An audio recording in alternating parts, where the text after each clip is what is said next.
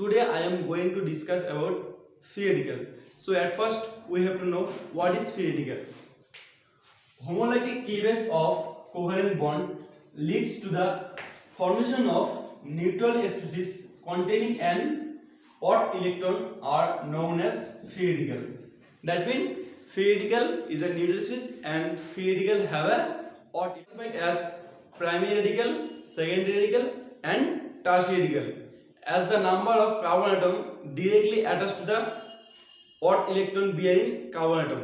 As an example, ethyl radical as a primary radical, isopropyl radical as a secondary radical, tertiary butyl radical as a discuss about the feature of free radical.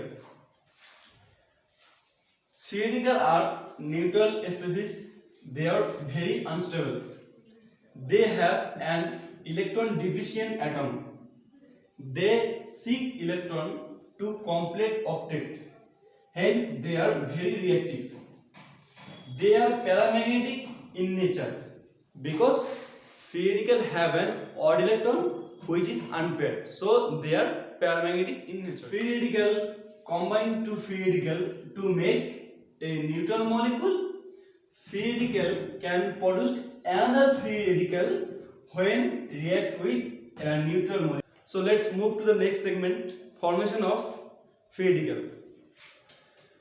Free radical are formed by homolytic cleavage of covalent bond and they are initiated by helper. Helper means H for heat, E for electricity, L for light, P for polarization, R for radical. What is homolytic cleavage? Homolytic cleavage means breaking of a covalent bond and the two electron of the bond is shared by both of atoms. As an example, XY, this covalent bond breaks and the two electrons are shared by X atom and Y atom and they are formed X radical and Y radical. Let's move to the next part, stability of free radical. The first one is hyperconjugation. Free radical becomes established by hyperconjugation involving alpha hydrogen atoms. As the number of alpha hydrogen atom increases, hyperconjugation effect become more effective and consequently free radical becomes more stabilized.